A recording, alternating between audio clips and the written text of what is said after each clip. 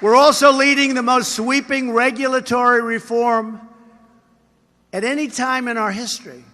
The U.S. Department of Agriculture rolled back almost $400 million in regulatory costs last year alone, and this year they're projected to more than double those savings. We're saving farmers and ranchers from one of the most ridiculous regulations ever imposed on anybody in our nation, the Waters of the United States rule. Disaster.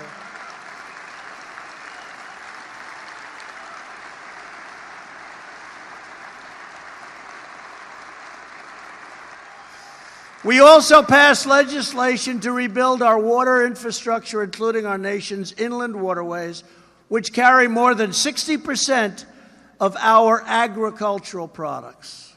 We are replacing one-sided, unfair trade deals. We have so many nations, it's a one-sided deal. With China, every year, for many years, we're losing $375 billion, not million, billion dollars.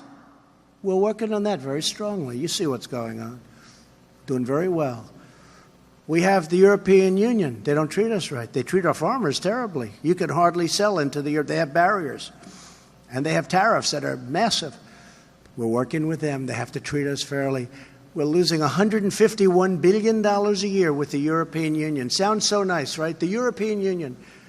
And then the press gets angry. They say, Donald Trump is not treating the European Union fairly. Well, that's because they're not treating us fairly, folks. I want to be nice. In fact, they said my poll numbers are very bad in Europe. I said they should be. No, seriously. They said when he started off, he had 87%. That means you can be the king of any country. Now they're ching because I'm representing our country. I'm not representing those countries. You know, one of those things.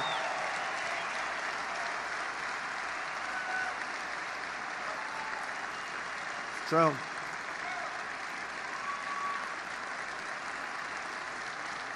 It's true. They said his poll numbers have tanked.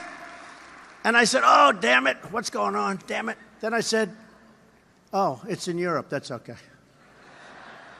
Now, we get along well with them, and there are a lot of great people and great leaders. But look, I'm not blaming them. I don't blame China. I mean, China, $375 billion a year we lose. It's really more than that, but that's like the conservative number. I think it's 504. But I'm giving you conservative because I don't want to be criticized for using wrong numbers, right? But I don't blame China. I was in China making a speech, and President Xi, who's a friend of me, great guy, but he represents them. I represent us. And he's sitting over here, and I'm talking to this massive crowd of people. And I'm talking about how China's bad, bad, bad. And I'm saying, boy, this could be dangerous. I'm in China. I'm in Beijing doing this. And I'm saying, I don't like this. But I looked at him, and I realized, actually, during that speech, it's not his fault or their fault. It's our fault for allowing that to happen. It's our leaders' fault. Over the last 15 years, we've seen a continual decline in the U.S. share of agricultural trade all throughout the world. You know that. We're turning all of that around with fair trade deals that put American farmers, ranchers, and in fact put America first. That's what I'm interested in, America first.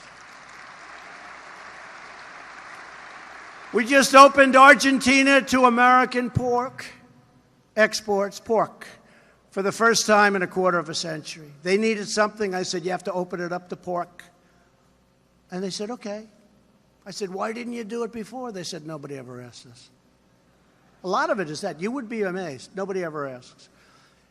India and Morocco have both opened their markets to our poultry exports. We do so much for them. It's incredible. Japan opened its market to U.S. exports of potatoes from Idaho and lamb from the great state of Texas. Yes. No, they just opened up. We asked them. We got to open up. Sorry. U.S. beef has been shipped to Brazil for the first time since 2003. They're going to have a great new leader. They say he's the Donald Trump of South America. Do you believe that? And he's happy with that. If he wasn't, I wouldn't like the country so much. But I like him. And we opened China to American beef for the first time in many, many years.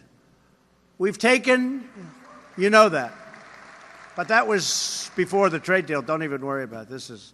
That's peanuts compared to what we're talking about. We've taken the toughest ever actions to confront China's unfair trade practices that hurt American farmers and ranchers.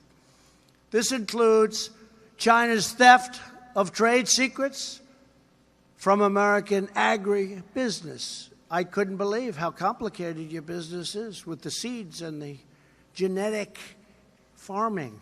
It's incredible. People don't know this. But your secrets were being stolen by China and, in all fairness, other countries.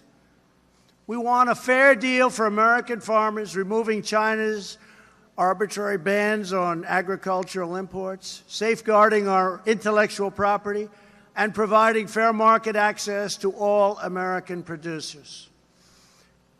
We have also made history by finalizing an agreement to replace the horrible NAFTA with a brand new U.S.-Mexico-Canada agreement called the USMCA, a whole different world.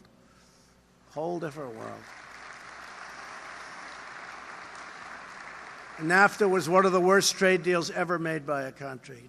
Killed our country. This landmark trade deal will increase exports of wheat from Montana, dairy from Wisconsin, chicken from Georgia, and products from farmers and ranchers all across our country. As part of the USMCA, Canada agreed to give fair treatment to American wheat farmers. They will now grade American wheat just like they grade their own wheat.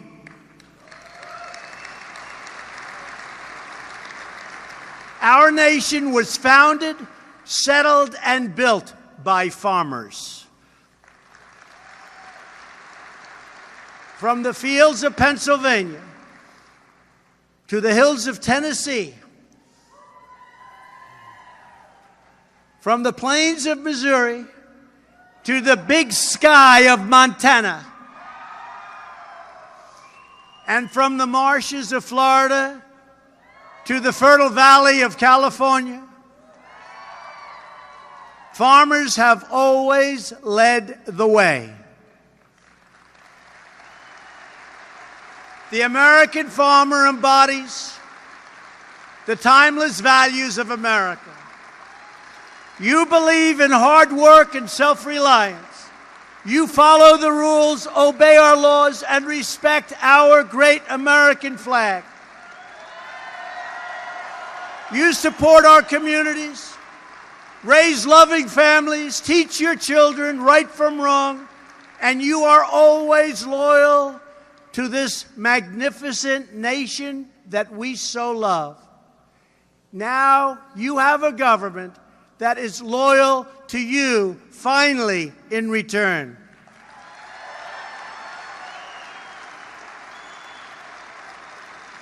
Because we know that government's first duty is to our own citizens. We are fighting for the American farmer, and we are fighting for the American dream, and for the products made and grown with pride right here in the USA. It's what we're fighting for.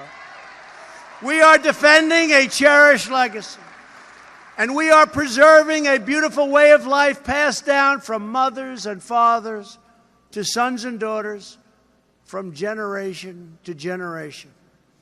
You are the keepers of this noble tradition.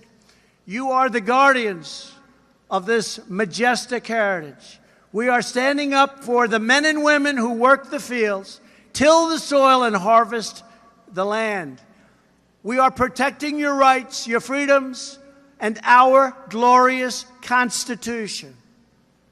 And we are doing it all with love in our hearts, joy in our souls, and trust in our God.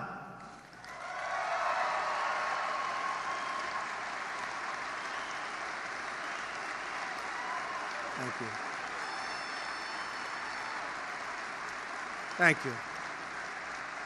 To all of the farmers here today and across our country, the greatest harvest is yet to come. The future for America's farmers is bigger, better, bolder, and brighter than ever before. I just want to thank you all for being here. It's so honored to have had this kind of a turnout, this kind of a record. I want to thank the American Farm Bureau for the incredible job they do. I'm proud to be a great friend of the farmer, of the rancher, of the people who so nobly do what you do. God bless you all. God bless our farmers. God bless the United States of America. Thank you very much, everybody. Thank you.